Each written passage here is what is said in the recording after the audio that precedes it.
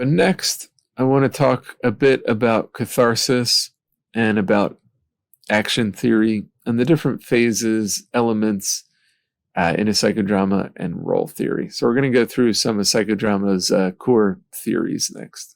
So many have suggested that Jacob Moreno contributed to the theories about catharsis more so than anyone since Freud and Brewer in their publications about hysteria.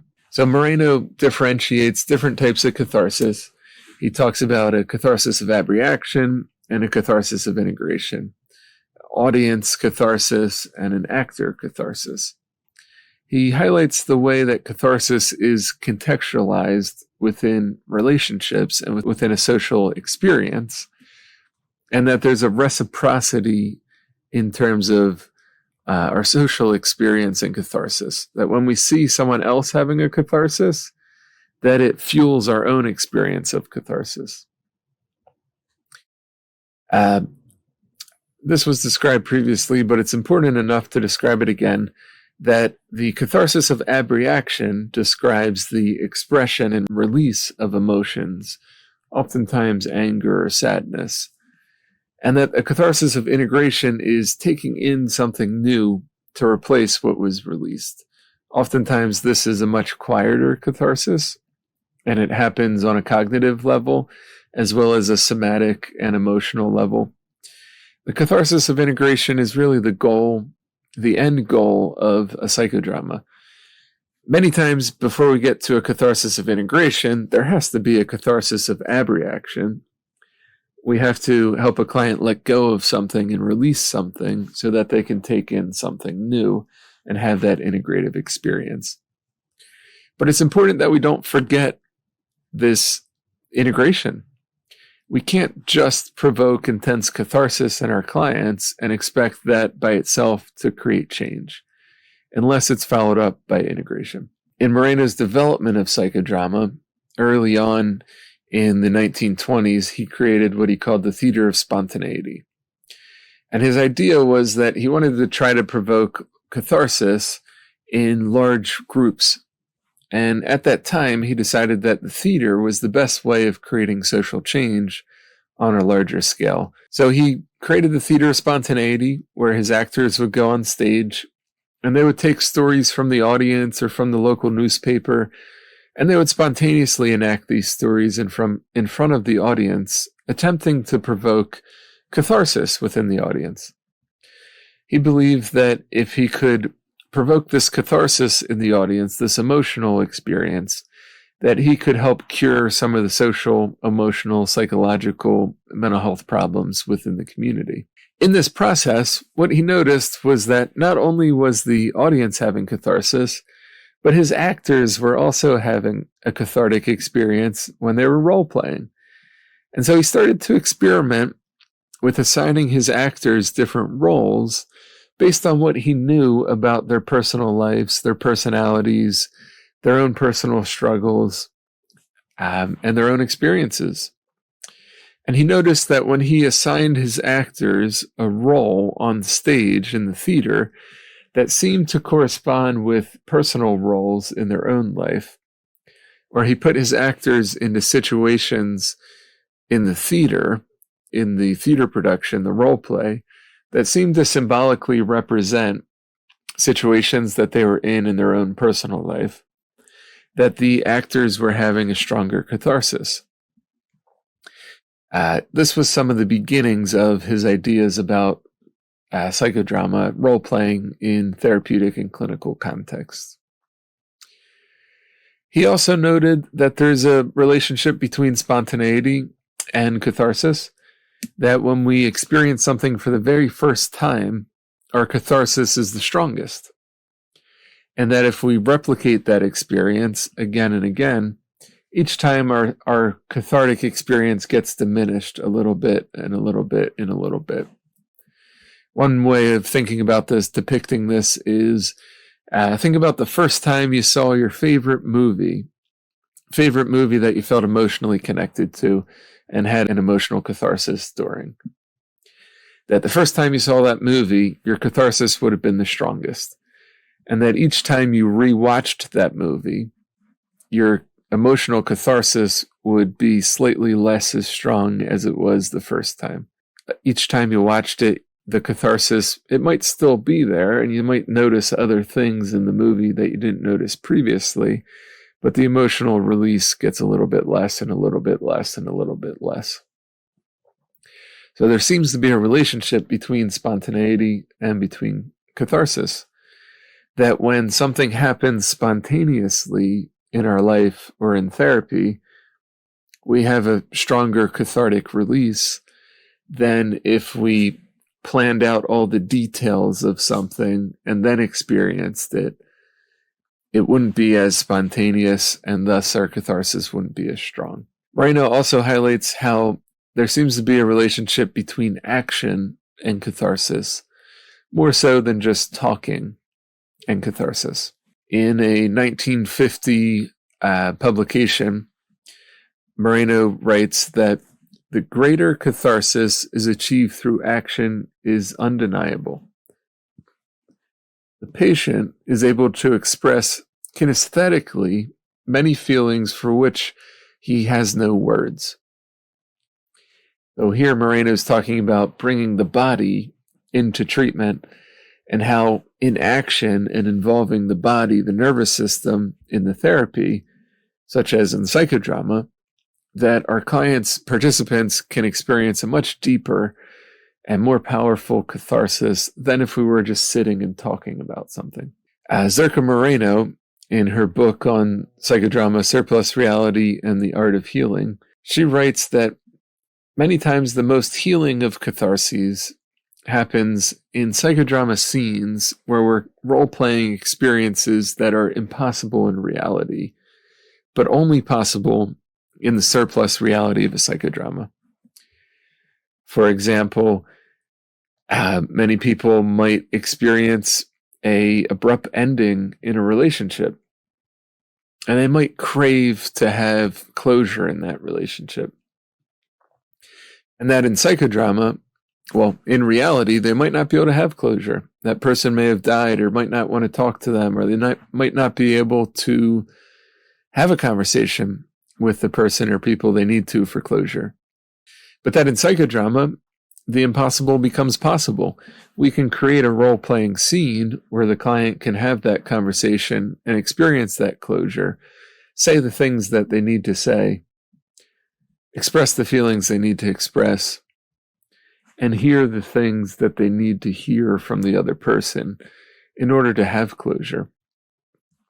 And that in these types of scenes that are impossible in reality, but possible in psychodrama, many times the most powerful and healing catharses take place. There's another popular psychodrama author, Peter Felix Kellerman. He really summarizes Moreno's contribution to catharsis in the following quote from his 1984 publication: "To include not only release and relief of emotions, but also integration and ordering. Not only intense reliving of the past, but also intense living in the here and now. Not only a passive and verbal reflection, but also an active, nonverbal enactment. Not only a private ritual, but also a communal shared rite of healing. Not only an intrapsychic tension reduction, but also an interpersonal conflict resolution. Not only a medical purification, but also a religious and aesthetic experience." So here, Kellerman is highlighting the difference between catharsis of abreaction and a catharsis of integration, highlighting the differences and how they need to complement each other. So these are some of the nuanced ideas related to catharsis in psychodrama. Like I had mentioned, Moreno really believed that the stronger catharsis is going to take place in action. And this leads us right into talking about Moreno's action theory. He believed that when we're harmed or hurt in action, that the healing must also come in action. That if we're hurt in action, we can't heal just by sitting and talking. That we have to experience the healing in action as well. And this action theory, it's pretty simple, and it's really based are really supported by a lot of the new neuroscience findings. So most neuroscientists agree that the greatest neuroscience finding of the century is that the brain maintains its neuroplasticity, its ability to change, throughout the entire lifespan until we die. Not just throughout our childhood and adolescence until we're 23 or 25 years old when the brain structure stops growing, but throughout the entire lifespan, our brain is constantly changing based on experiences that we have. That experience is what changes the brain. And that just like past trauma can change the brain, so too can new healing experiences. So psychodrama and action theory really proposes that the importance of providing new corrective experiences, corrective emotional experiences, relational experiences that can offset and renegotiate past damaging experiences we may have had. Classical psychodrama theory and philosophy has a simple slogan, perhaps, that's depicted as do, undo, and redo. And this describes the trajectory of connected psychodrama scenes. That in classical psychodrama, we would get a protagonist from the group. We would have them, through self-presentation, demonstrate and act out the issue they're experiencing. That's the first part of it, do. Then we would change what was going on. We would try to undo the problem. We would prevent the harm. We would give the protagonist a chance to interfere and create some sort of change within that scene rather than just reenacting it again and again. And that's the second part, undo. Oftentimes this involves revisiting older memories, older experiences, and looking at the source of some of the problems that in the here and now that are connected in larger memory networks. And oftentimes we have to revisit those touchstone memories to look at the here and now dysfunction. So we do, we undo, and then we redo. And the redo describes the final psychodrama scene where we would provide some sort of rehearsal or role training for the future. Next time you find yourself in this situation, how can we respond differently? And let's practice that response. Let's practice it a bunch of different ways. Let's get the group to help you experiment with different ways of being, of redoing this situation in a new way. So do, undo, and redo. And it's all done in action. The sharing, the analysis, the processing, all of that happens afterwards. But the action is the core part of psychodrama. And action theory is a core part of psychodrama's theory. So remember, warm up is the first part of the group, then the action, the psychodrama, and then the sharing and the talking. In psychodrama, we have 5 different elements. The first is the director or the facilitator. The second is the protagonist. The protagonist is the individual who's the center of the psychodrama, whose issue and goals we're putting into action. The third is the stage. And although Moreno often worked on a circular stage, in modern psychodrama, we usually just use the space in the middle of the circle of chairs in the therapy group as the stage. The fourth element is the auxiliary roles, the auxiliary egos. So these are the other roles and the role players that play the roles that are needed in the psychodrama scene. So, for example, if we were to do a psychodrama scene with an individual talking to their partner, we would ask them to choose someone to play the role of their partner. And that would be an auxiliary role. And the fifth element in psychodrama is the audience. So the audience are the group members that aren't in roles, that are observing and bearing witness to the psychodrama and the healing. So these are the 5 elements in psychodrama. So in those 5 elements, there's lots of different roles. We have the director role, the protagonist role, the auxiliary roles, and the audience roles.